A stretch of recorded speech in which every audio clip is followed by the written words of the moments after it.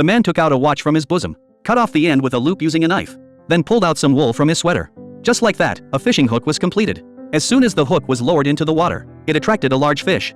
However, just as the fish was about to bite the hook, it suddenly swayed its body and swam away. John felt a bit disappointed, but to fill his stomach, he decided to persist a little longer. Just then, a sound came from behind. John quickly looked up and saw a large brown bear staring at him. He froze in terror, dared not move, but when the bear let out a roar, he realized it was about to attack. John slowly stood up, then turned and fled in a hurry, with the brown bear chasing closely behind. John ran forward desperately, and quickly dived into the complex forest, hoping to use the terrain to shake off the bear's pursuit. Unexpectedly, the bear rampaged through the woods, easily breaking large trees.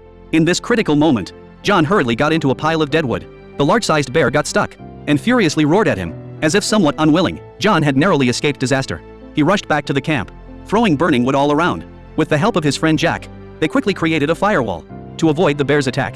The next day, they walked out of the camp with flaming sticks, collected the branches broken by the bear the day before, sharpened them into spears with knives, preparing to kill the bear.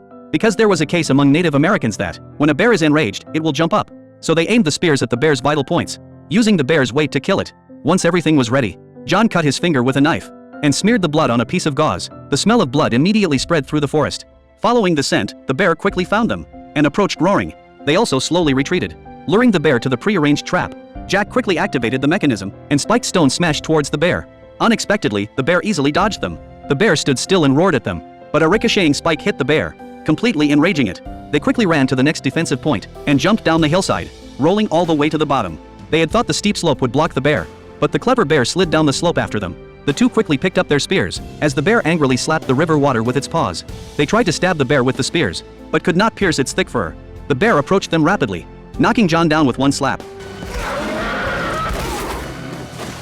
And Jack was also hit into the water. The bear then began to bite Jack's body. At the critical moment, John picked up a spear and charged at the bear, successfully diverting its attention. Jack thus escaped disaster. John kept retreating, then wedged the spear into a rock crevice, with the other end aimed at the bear. The enraged bear jumped at John, and was pierced through the heart by the spear.